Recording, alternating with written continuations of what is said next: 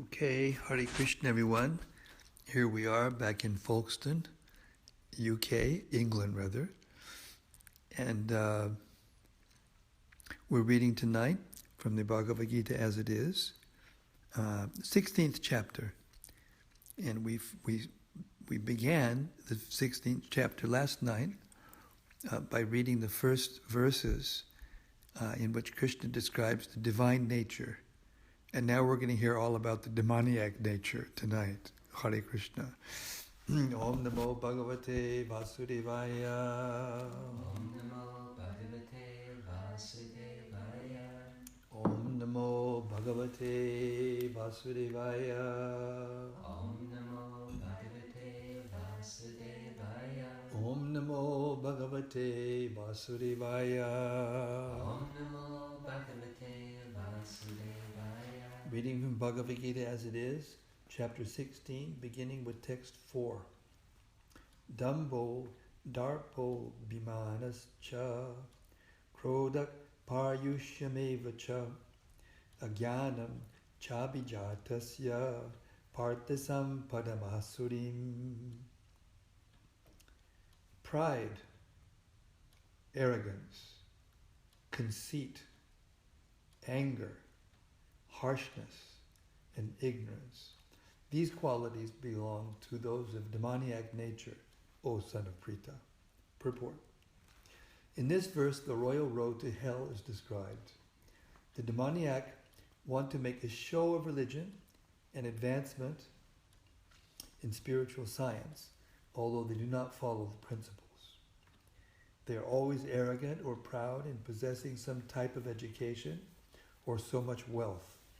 They desire to be worshipped by others and demand respectability, although they do not command respect. Over trifles, they become very angry and speak harshly, not gently. They do not know what should be done and what should not be done. They do everything whimsically according to their own desire, and they do not recognize any authority.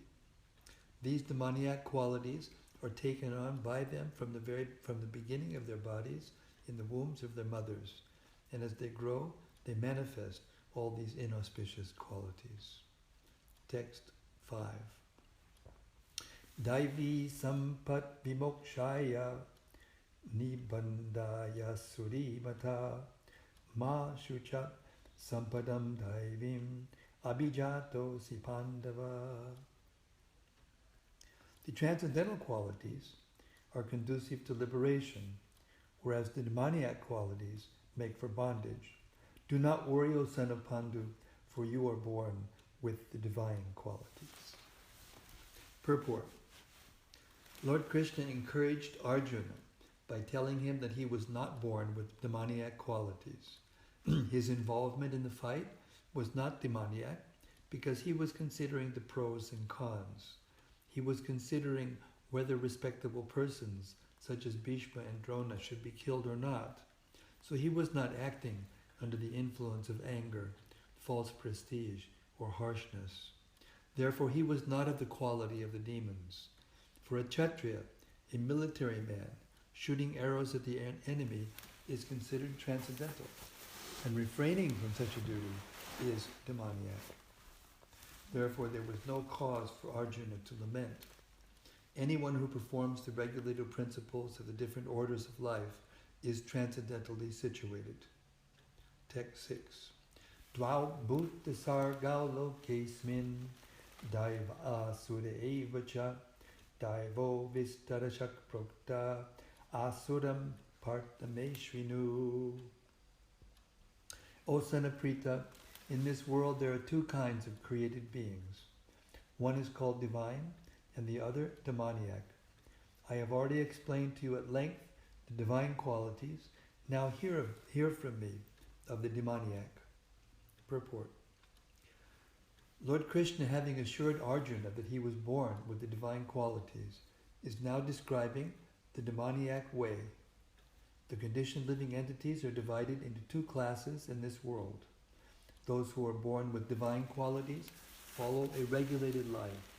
That is to say, they abide by the injunctions in scriptures and by the authorities. One should perform duties in the light of authoritative scripture. This mentality is called divine. One who does not follow the regulative principles as they are laid down in the scriptures and who acts according to his whims is called demoniac or asuric.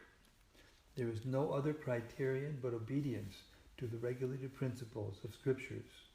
It is mentioned in Vedic literature that both the demigods and the demons are born of the Prajapati. The only difference is that one class obeys the Vedic injunctions and the other does not. Text 7. Pravittim cha nivrittim cha jana na vidur asuraha na shocham na pichachado na satyam teshu vidyate. Those who are demoniac do not know what is to be done and what is not to be done. Neither cleanliness, nor proper behavior, nor truth is found in them. Purport.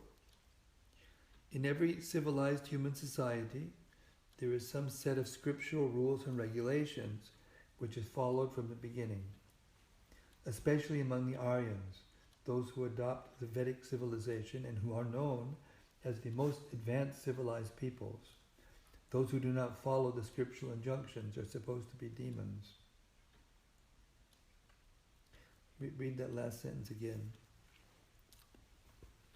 Especially among the Aryans, those who adopt the Vedic civilization and who are known as the most advanced civilized peoples. Those who do not follow the scriptural injunctions are supposed to be demons. Therefore it is stated here that the demons do not know the scriptural rules, nor do they have any inclination to follow them. Most of them do not know them, and even if some of them know, they have not the tendency to follow them. They have no faith, nor are they willing to act in terms of the Vedic injunctions. The demons are not clean, either externally or internally. One should always be careful to keep his body clean by bathing, brushing teeth, shaving, changing clothes, and so on. As far as internal cleanliness is concerned, one should always remember the holy names of God and chant Hare Krishna, Krishna Krishna, Hare Hare, Hare Rama, Rama Rama, Hare Hare.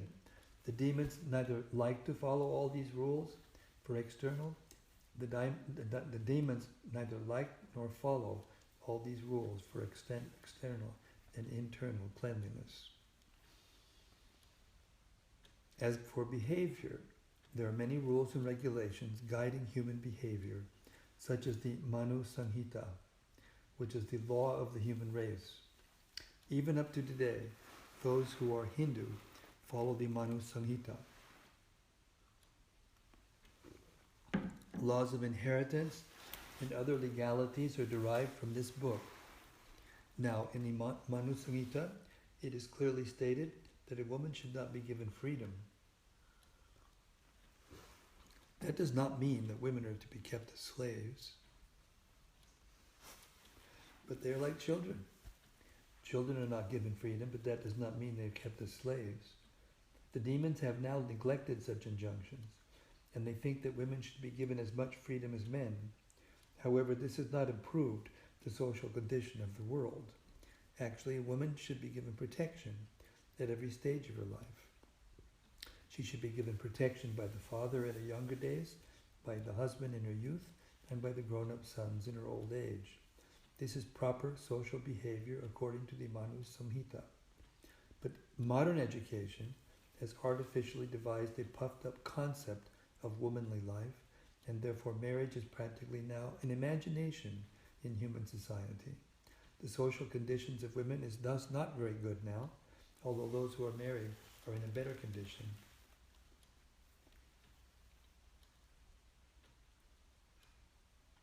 Than those who are proclaiming their so-called freedom.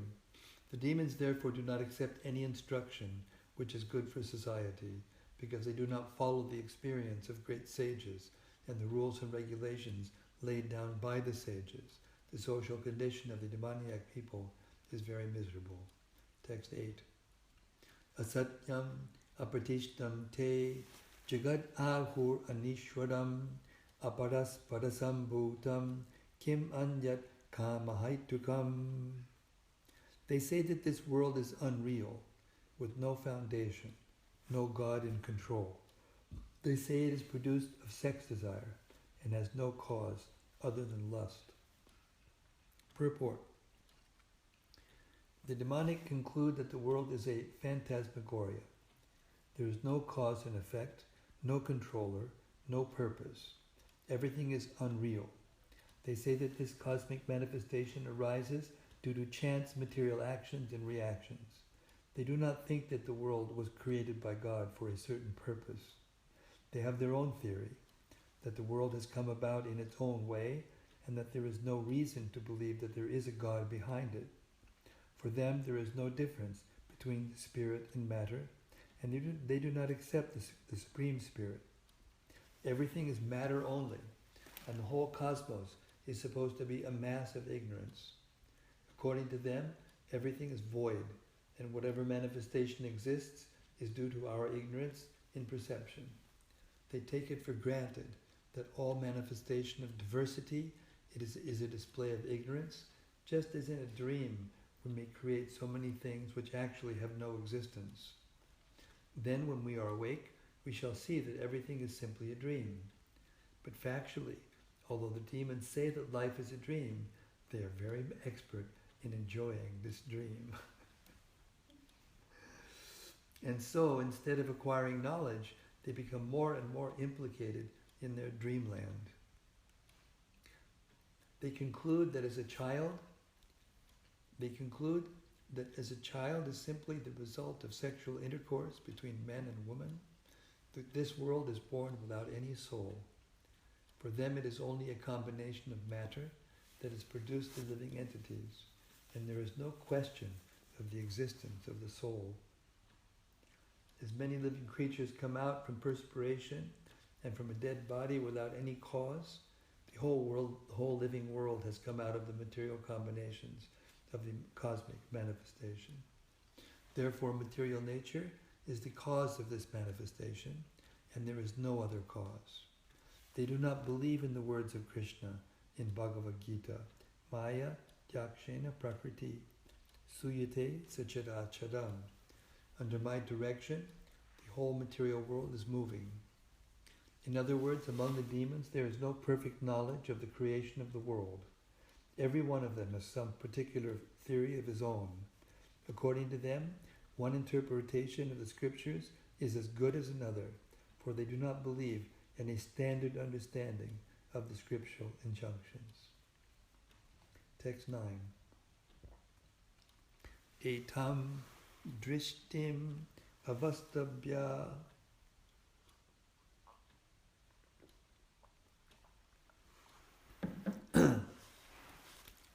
Etam drishtim avastabhya nashtatmano prabhudayaha prabhavan yugakarmana chayaya jagato hitaha.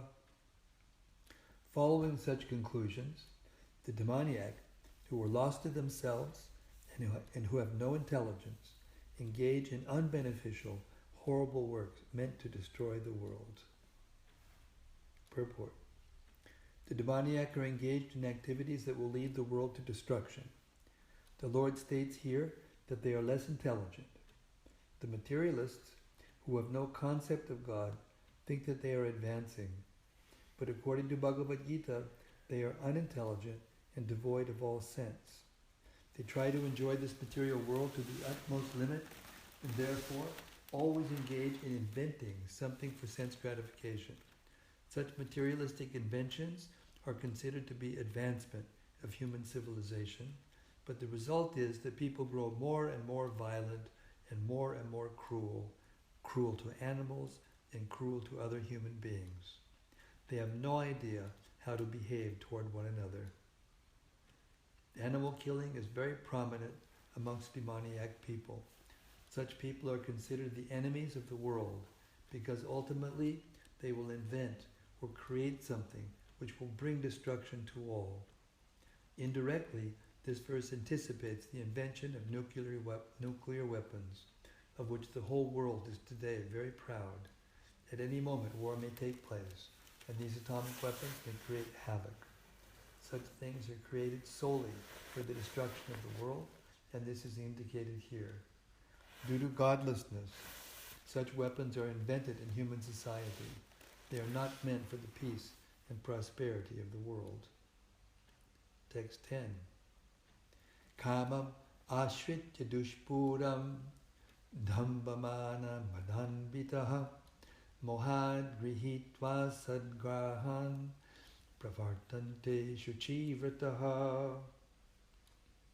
Taking shelter of insatiable lusts and absorbed in the conceit of pride and false prestige, the demoniac, thus illusioned, are always sworn to unclean work, attracted by the impermanent.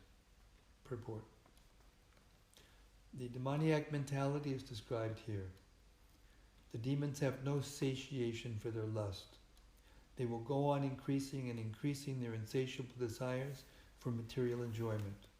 Although they are always full of anxieties on account of accepting non-permanent things, they still continue to engage in such activities out of illusion. They have no knowledge and cannot tell that they are heading the wrong way. Accepting non-permanent things, such demoniac people create their own god, create their own hymns, and chant accordingly. The result is that they become more and more attracted to two things: sex enjoyment and accumulation of material wealth. The word ashuchi vrataha, unclean vows, is very significant in this connection. Such demoniac people are only attracted by wine, women, gambling, and meat eating. Those are their ashuchi, unclean habits. Induced by pride and false prestige, they create some principles of religion which are not improved by the Vedic injunctions. Although such demoniac people are most abominable in the world, by artificial means the world creates a false honor for them. This is interesting, this statement. Although such demoniac people are most abominable in the world, by artificial means the world creates a false honor for them. Although they are gliding toward hell, they consider themselves very much advanced. Text 11 and 12. Chintam aparimeyam cha pralayantam upashritaha kamo pabhoga parama itavad iti nishchitaha asha pasha shatayar badha kama kroda pradayanaha ihante kama bhogartam anyayenar dashanchayam. They believe that to gratify the senses is the prime necessity of human civilization.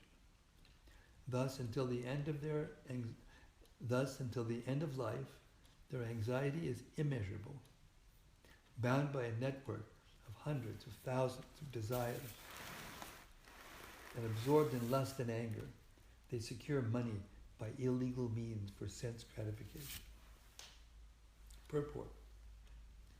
The demoniac accept that the enjoyment of the senses is the ultimate goal of life, and this concept they maintain until death. They do not believe in life after death, and they do not believe that one takes on different types of bodies according to one's karma or activities in this world. Their plans for life are never finished, and they go on presenting plan after plan, all of which are never finished. We have personal experience of a person of such demoniac mentality who, even at the point of death, was requesting the physician to prolong his life for 4 years more because his plans were not yet complete. Such foolish people do not know that a physician cannot prolong life even for a moment. When the notice is there is no consideration of the man's desire. The laws of nature do not allow a second beyond the laws of nature do not allow a second beyond what one is desired to enjoy. The demoniac person who has no faith in God or the Supersoul within himself, performs all kinds of sinful activities simply for sense gratification. He does not know that there is a witness sitting within his heart. The Supersoul is observing the activities of the individual soul. As it is stated in the Upanishads, there are two birds sitting in one tree. One is acting and enjoying or suffering the fruits of the branches, and the other is witnessing. But one who is demoniac has no knowledge of Vedic scripture, nor has he any faith. Therefore he feels free to do anything for sense enjoyment, regardless of the consequences. Text 13 to 15.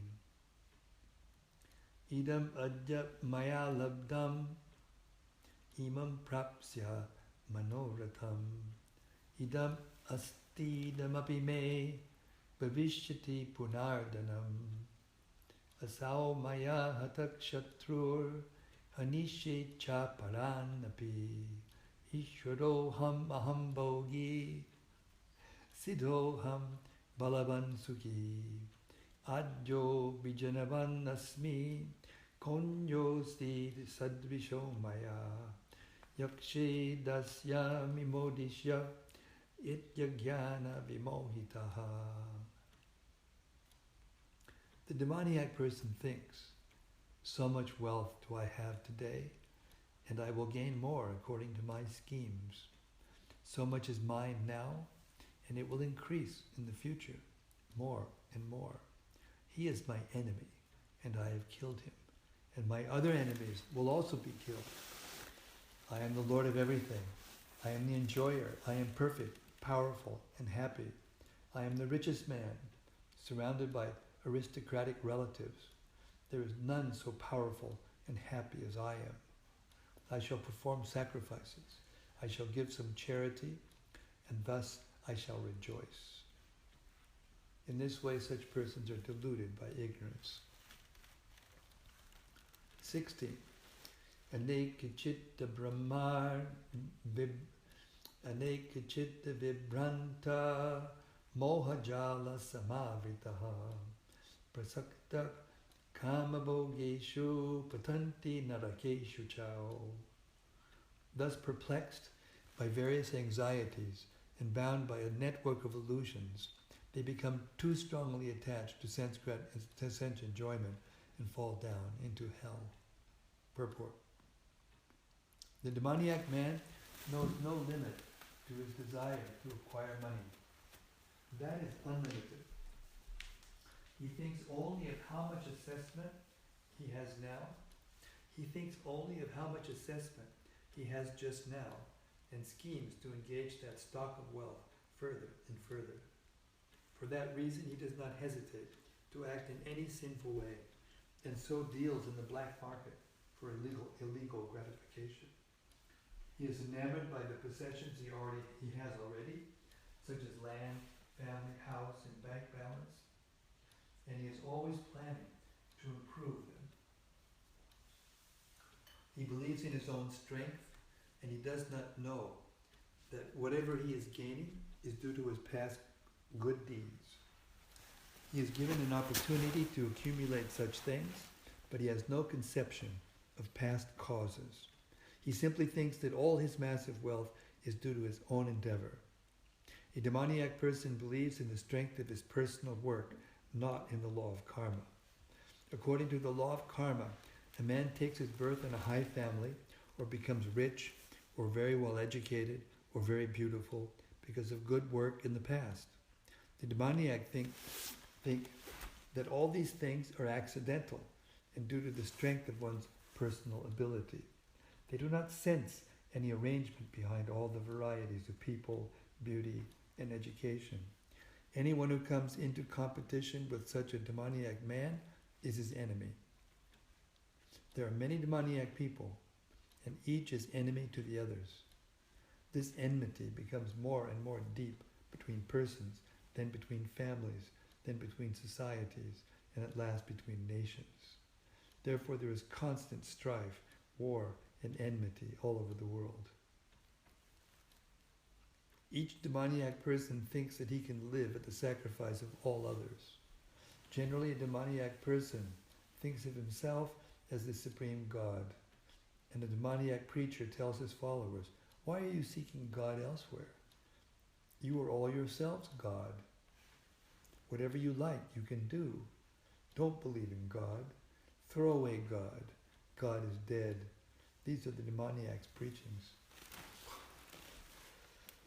Although the demoniac person sees others equally rich and influential, or even more so, he thinks that no one is richer than he, and that no one is more influential than he. As far as promotion to the higher planetary system is concerned, he does not believe in performing yajnas or sacrifices. Demons think that they will manufacture their own process of yajna and prepare some machine by which they will be able to reach any higher planet. The best example of such a demoniac man was Ravana.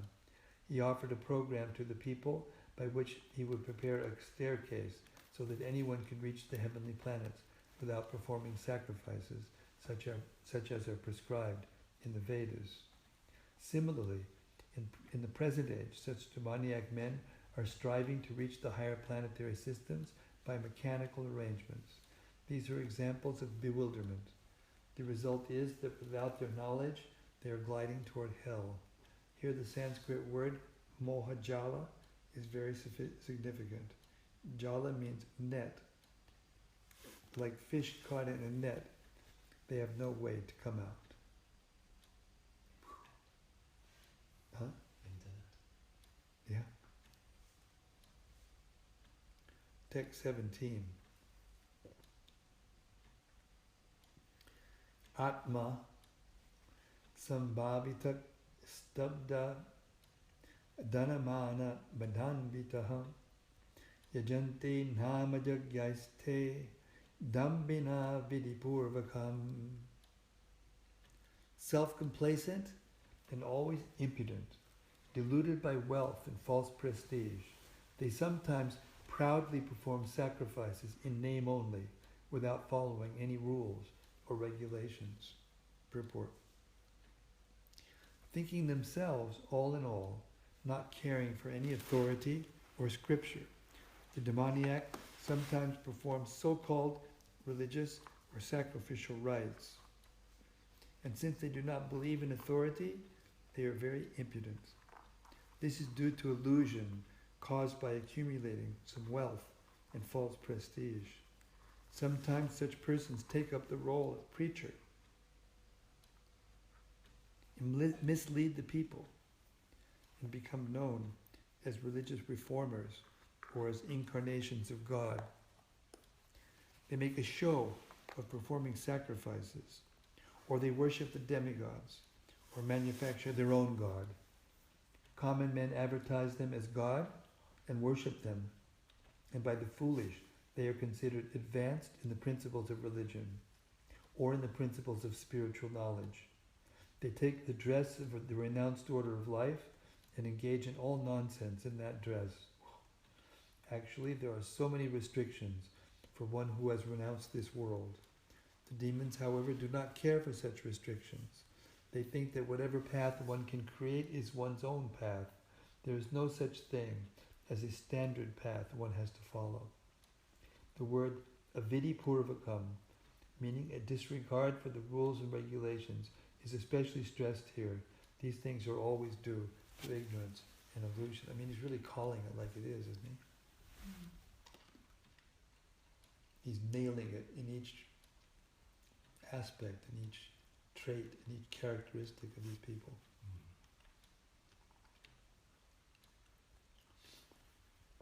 Text 18. Ahankaram balam darpam kamam krodam chasantritaha mam atmaparadeheshu pradvishanto vyasuyakaha. Bewildered by false ego, strength, pride, lust, and anger, the demons become envious of the Supreme Personality of Godhead, who is situated in their own bodies and in the bodies of others, and blaspheme against the real religion.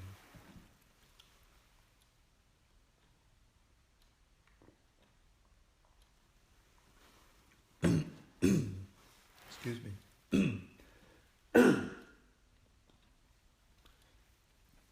bewildered by false ego, strength, pride, lust, and anger.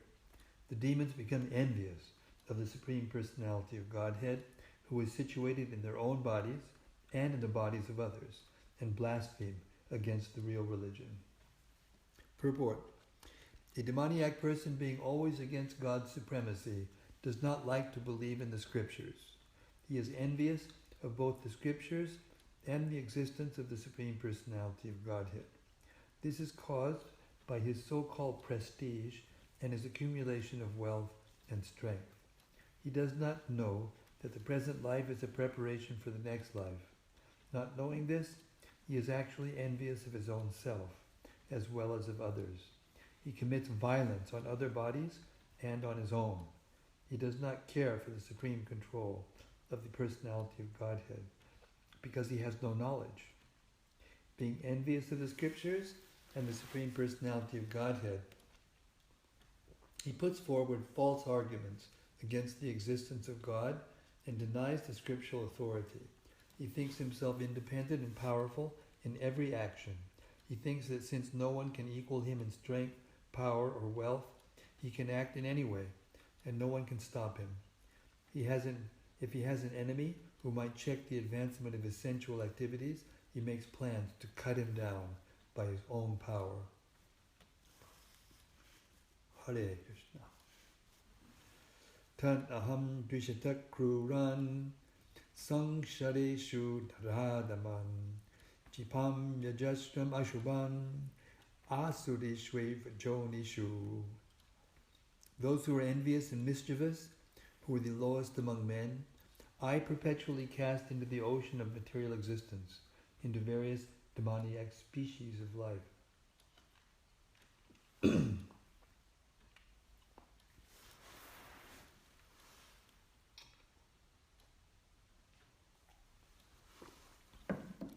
It is clearly indicated, in this verse it is clearly indicated that the placing of a particular individual soul in a particular body is the prerogative of the supreme will. The demoniac person may not agree to accept the supremacy of the Lord, and it is a fact that he may act according to his own whims, but his next birth will depend upon the decision of the Supreme Personality of Godhead and not on himself. In the Srimad Bhagavatam, 3rd canto, it is stated that an individual soul, after his death, is put into the womb of a mother, where he gets a particular type of body under the supervision of superior power. Therefore, in the material existence, we find so many species of life, animals, insects, men, and so on. All are arranged by the superior power. They are not accidental. As for the demoniac, it is clearly said here that they are perpetually put into the wombs of demons, and thus they continue to be envious, the lowest of mankind. Such demoniac species of men are held to be always full of lust, always violent and hateful, and always unclean. The many kinds of hunters in the jungle are considered to belong to the demoniac species of life. Text 20. Asurim yonimapana mudha janmani janmani mam aprapyaiva kaunteya tato yantyaha adamam gatim.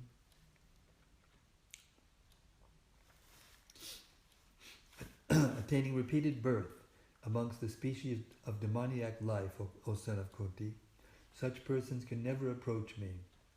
Gradually they sink down to the most abominable type of existence. Purport.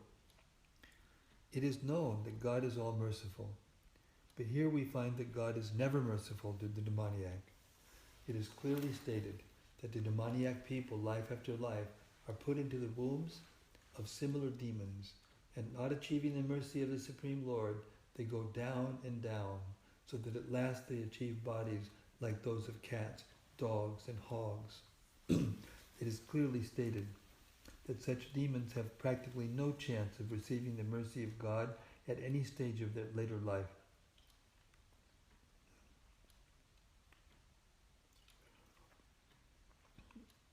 the Vedas also it is stated that such persons gradually sink to become dogs and hogs. It may be then argued in this connection that God should not be advertised as all-merciful if he is not merciful to such demons. In answer to this question, in the Vedanta Sutra we find that the Supreme Lord has no hatred for anyone. The placing of the asuras, the demons, in the lowest status of life is simply another feature of his mercy. Sometimes the asuras are killed by the Supreme Lord, but this killing is also good for them. For in Vedic literature we find that anyone who is killed by the Supreme Lord becomes liberated. There are instances in history of many asuras, Ravana, Kamsa, Hiranyakashipu, to whom the Lord appeared in various incarnations just to kill them. Therefore God's mercy is to show to the asuras that if they are fortunate, therefore God's mercy is shown to the asuras if they are fortunate enough to be killed by him. Trividam narakasyedam vadam nashanamatmanaha kama krodas tata lobas tasmat etad trayam jajet. There are three gates leading to this hell: lust, anger, and greed. Every sane man should give these up, for they lead to the degradation of the soul. What valuable instruction.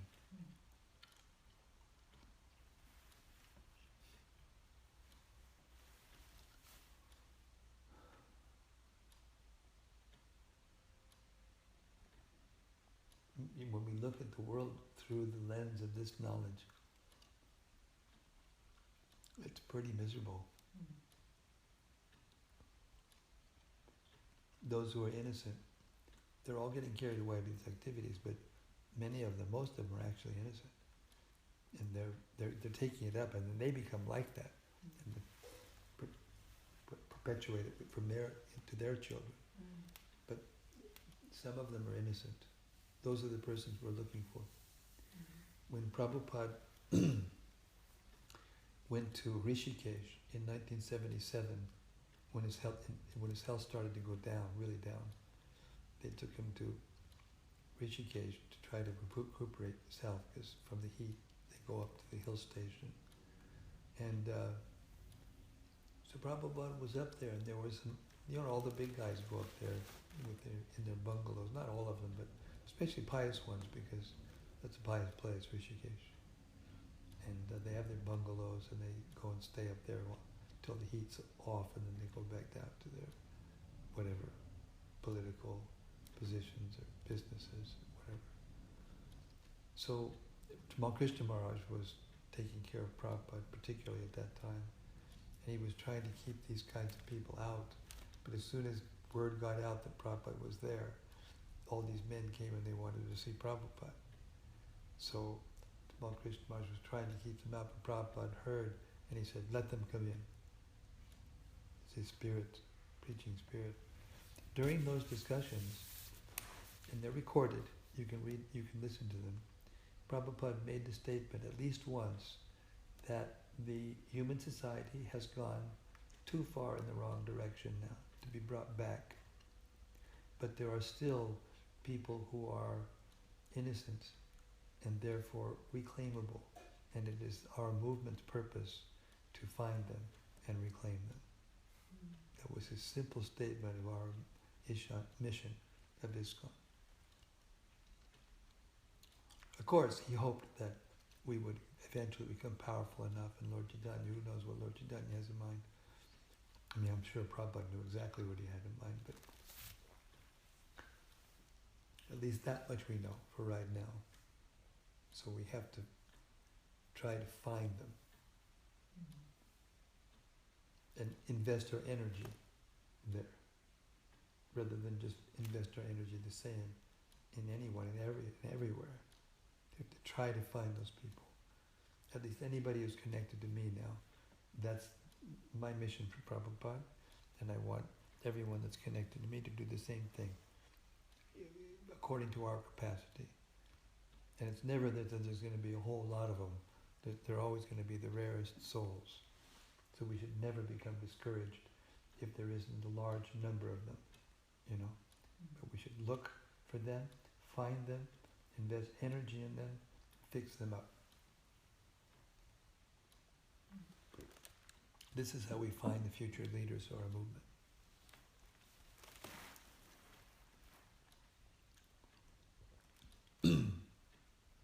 Text 22.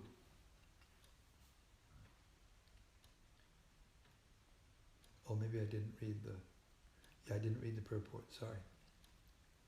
This is the purport to text 21. There are three gates leading to this hell, translation.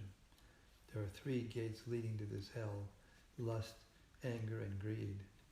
Every sane man should give these up, for they lead to the degradation of the soul. Purport. The beginning of demoniac life is described herein. One tries to satisfy his lusts, and when he cannot, anger and greed arise. A sane man who does not want to glide down to the species of demoniac life must try to give up these three enemies, which can kill the self to such an extent that there will be no possibility of liberation from this material entanglement. Text 22. Itar vimukta konteya tamo dvarais tribir naraha acharat yatmanak shreyas tato yati param gatim. The man who has escaped these three gates to hell, O son of Kunti, performs acts conducive to self-realization and thus gradually attains the supreme destination. Purport. One should be very careful of these three enemies to human life: lust, anger, and greed. The more a person is freed from lust, anger, and greed, the more his existence becomes pure.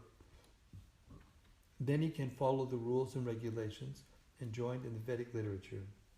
By following the regulated principles of human life, one gradually raises himself to the platform of spiritual realization.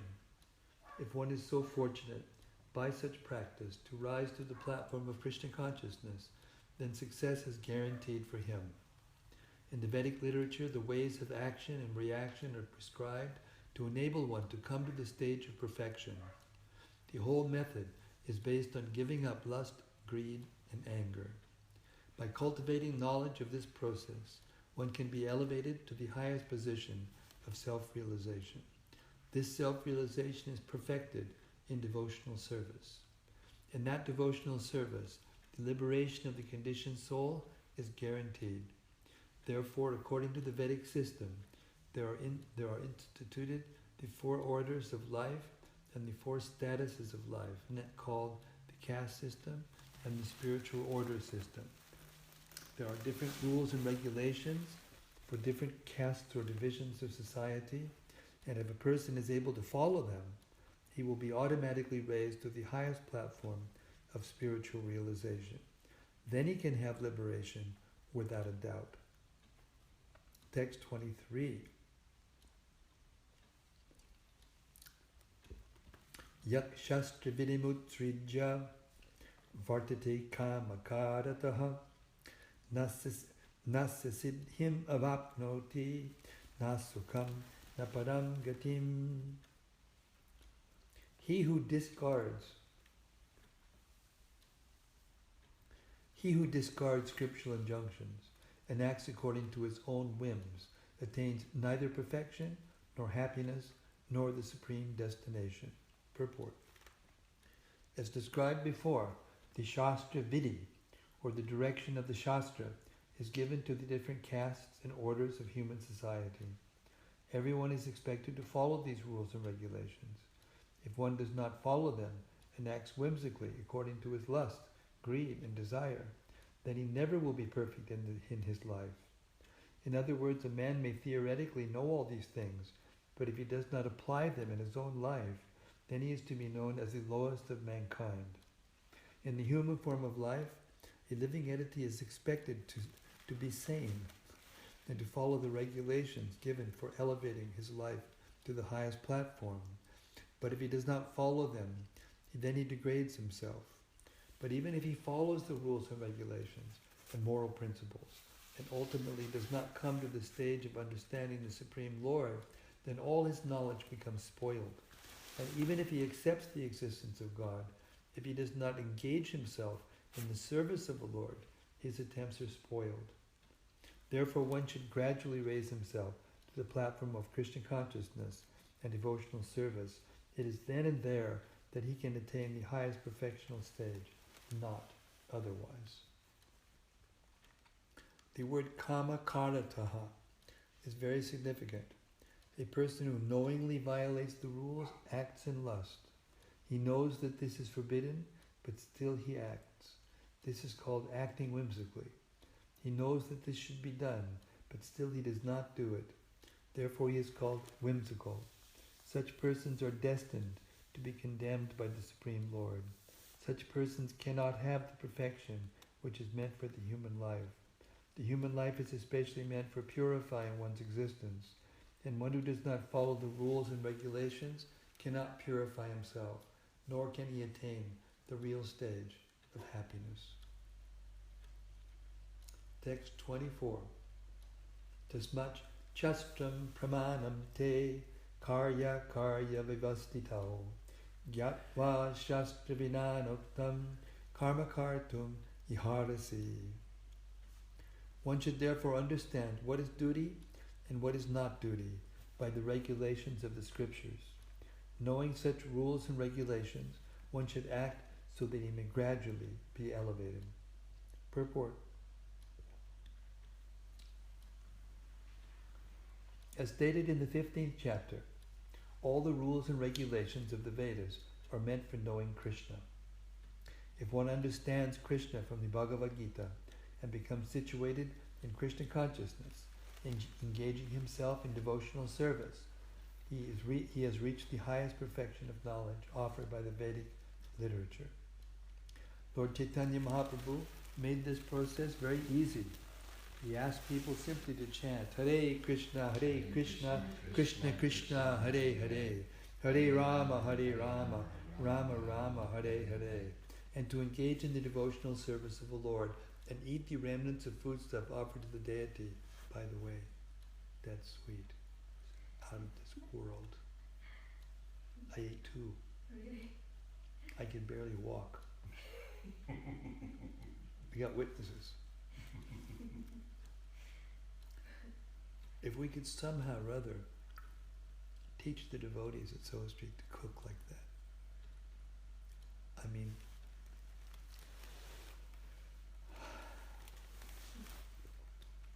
one who is directly engaged in all these devotional activities is to be understood as having studied all Vedic literature. He has come to the conclusion perfectly. Of course, for the ordinary persons who are not in Krishna consciousness, or who are not engaged in devotional service, what is to be done and what is not to be done must be decided by the injunctions of the Vedas. One should act accordingly without argument. That is called following the principles of Shastra, or Scripture. Shastra is without the four principal defects that are visible in the conditioned soul: imperfect senses, the propensity for cheating, certainty of committing mistakes, and certainty of being illusioned. These four principal defects in conditional life disqualify one from putting forth rules and regulations. Therefore, the rules and regulations as described in the Shastras, being above these defects, are accepted without alteration by all great saints, acharyas, and great souls. In India, there are many parties of spiritual understanding, generally classified as two, the impersonalist and the personalist. Both of them, however, lead their lives according to the principles of the Vedas. Without following the principles of the scriptures, one cannot elevate himself to the perfectional stage. One who actually, therefore, understands the purport of the Shastras is considered fortunate. In human society, aversion to the principles of understanding the Supreme Personality of Godhead is the cause of all fall downs. That is the greatest offense of human life. Therefore, Maya, the material energy of the Supreme Personality of Godhead, is always giving us trouble in the shape of the threefold miseries. This material energy is constituted of the three modes of material nature. One has to rise himself, at least to the mode of goodness. One has to raise himself, at least to the mode of goodness, before the path to understanding the Supreme Lord can be opened. Without raising oneself to the standard of the mode of goodness, one remains in ignorance and passion, which are the causes of demoniac life. Those in the mode of passion and ignorance deride the scriptures, deride the holy man, and deride the proper understanding of the Supreme Personality of Godhead. They disobey the instructions of the spiritual master, and they do not care for the regulations of the scriptures. In spite of hearing the glories of devotional service, they are not attracted. Thus they manufacture their own way of elevation. These are some of the defects of human society which lead to the demoniac status of life. If, however, one is able to be guided by a proper and bona fide spiritual master who can lead one to the path of elevation, to the higher stage, then one's life becomes successful. Thus end the Bhagavad-Gita purports to the 16th chapter of the Srimad Bhagavad-Gita in the matter of the divine and demoniac natures. So I think we should, it's 51 minutes, so let's discuss and have some reflection.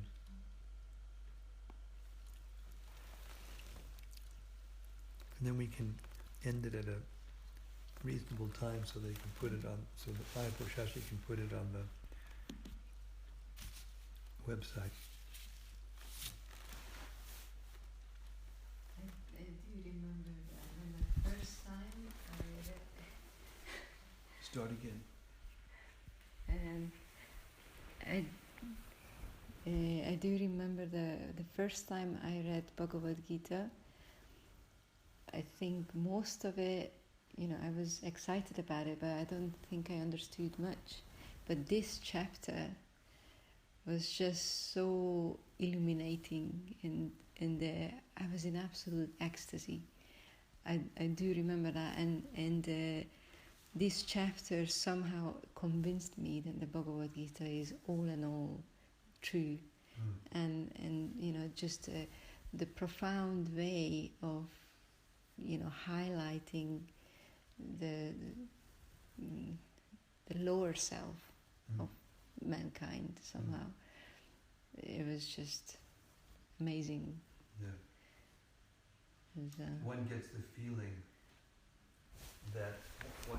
feeling that of how eternal the knowledge is, because it's so glaringly obvious that those exact same principles are being carried out now, and we can see it and even in our lifetimes. I've been in 71 years. That's a relatively long time, and it's just been the same.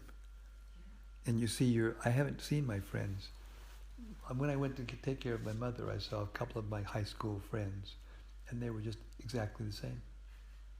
They didn't move on at all. And then you can see the difference so clearly in this chapter as being absolutely true.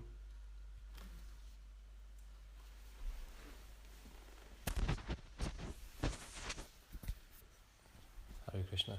There's certain parts of this chapter, Maharaj, that seem very, very dark, where Prabhupada's saying almost that there's no way out for these souls once they start degrading on this demoniac path.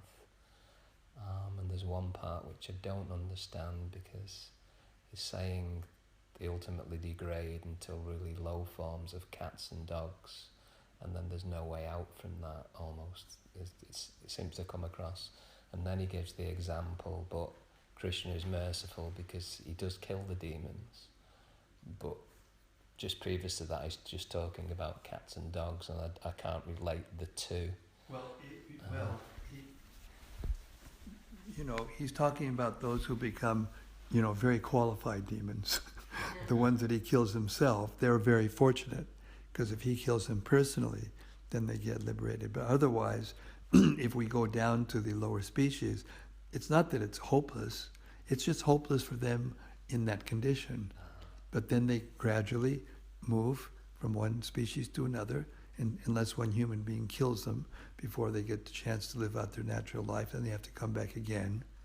And like that, they gradually move up, and it takes a very, very long time, longer than we can imagine. So yes, therefore, it is a dark thing. But Lord Chaitanya, that's why Krishna, who does feel compassion for the fallen souls, and in his form of Lord Chaitanya, mixed with Radharani's mood and nature, he feels great anxiety seeing them suffering.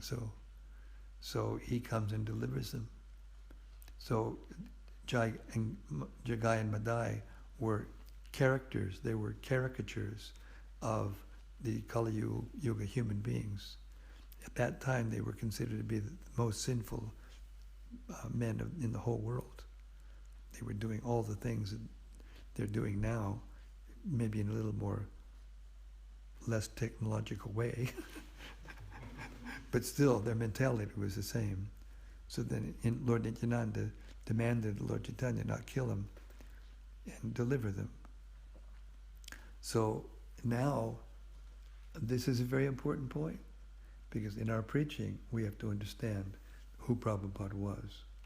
That he went right to the Lower East Side, New York, right to the Haight-Ashbury, and he just delivered them, some of them. And the fact is that in the Gita it says that it's very rare for one to understand Krishna in truth. So how powerful was Prabhupada? How empowered was Prabhupada that he was getting people, young people, who were so degraded and so convinced that they wanted freedom, they didn't want any rules and regulations or anything. And just by hearing his words, many of us just turned around. We just turned around. So therefore, although it sounds very dark in here, because it is still our choice, even if we get the opportunity, we don't lose our freedom, our independence to choose, because that's what independence means. Independence means you can choose the right way or you can choose the wrong way. And he always brought this point up when it came to the question of how we came to this material world.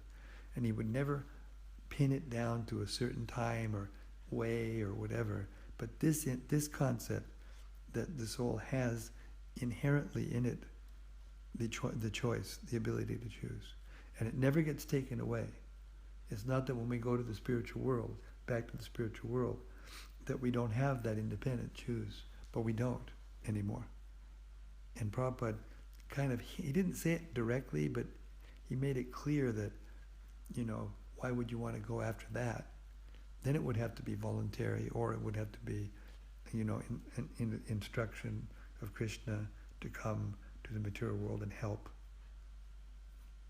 I mean, in the Bhagavad-Gita, there's that section, I think I mentioned it the other night, where Gopakumar sees the Vaikuntha Dutas going from Vaikuntha into the material world, and they're being pointed out by another party of Vaikuntha Dutas who came right to where he and Lord Shiva were, and he was finding out about Lord Shiva, and he was thinking about going to Lord Shiva next, because he's going progressively up to higher and higher places, and Shiva Loka will be the next place. And they were in the general abode of Lord Shiva in that area. And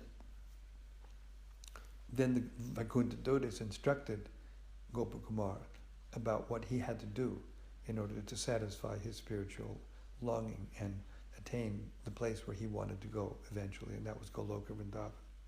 And that was through Nam Sankirtan. So they explained to him, you have to change the quality of your chanting from just japa to Nam Sankirtan, ecstatic chanting. But it was Nam Sankirtan doesn't have to be with a whole bunch of people, it can be with yourself, just chanting.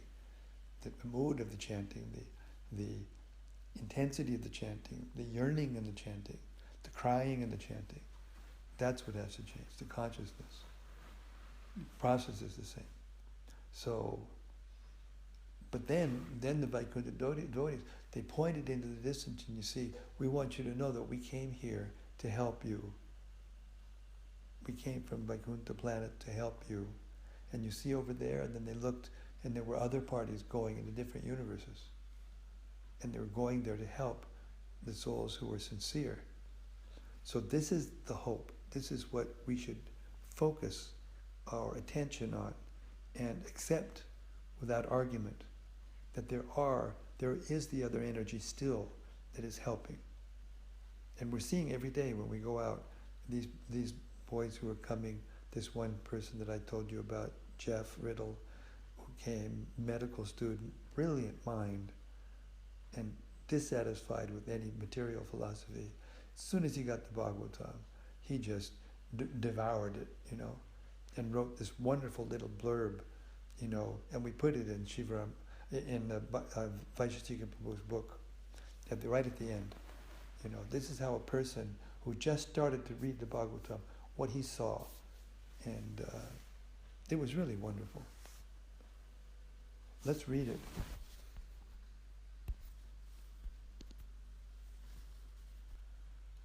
So here is a excerpt from Our Family Business, which illustrates the points that we're talking about, the difference between the demoniac and the divine natures.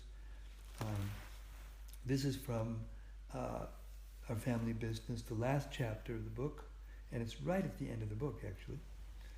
It's called On the Other Side of the Door. Sankirtan devotees understand what that means. Right now, there are millions of special souls waiting to meet Srimad Bhagavatam and the Bhagavad-Gita as it is, or any of Srila Prabhupada's other books. Take some books out and look for those special souls. Lord Chaitanya will help you find them. To illustrate the truth of this, let me introduce you to Jeff, a 29-year-old medical student who graduated from West Point Military Academy with a degree in physics, and who recently came to Krishna consciousness. Just a few days after Jeff began reading Srimad Bhagavatam, he wrote, "All of these books stand out in a kind of unusual way. For His Divine Grace Srila Prabhupada to have translated so many texts at such a time and so accurately into such an alien language is itself a superhuman accomplishment. That alone is difficult to imagine doing, but that is not the strength of these books. The unique thing is the quality and detail that was put into the purports. They're not lip service like they would be in any other book of translation. It's obvious that his entire soul has been put into this writing, as if the ink is made of faith and philosophy and love. But love for Krishna and for duty, not love for the feelings of the reader. The words are demanding and sharp, as they should be. You know how the word of Krishna is Krishna? It's of that same sort of caliber. He accomplished that, or as close to it as any spirit can. That's how powerful the devotional service was that he put into this task. It made the result transcendental to that degree." Just see how Jeff received Srimad Bhagavatam and felt Srila Prabhupada's compassion and personal association. Is he special? Obviously. But the truth is that there are untold numbers of people like Jeff waiting for these books. There are billions of others who don't have the level of spiritual qualification to, how do you do this? Change the chapter.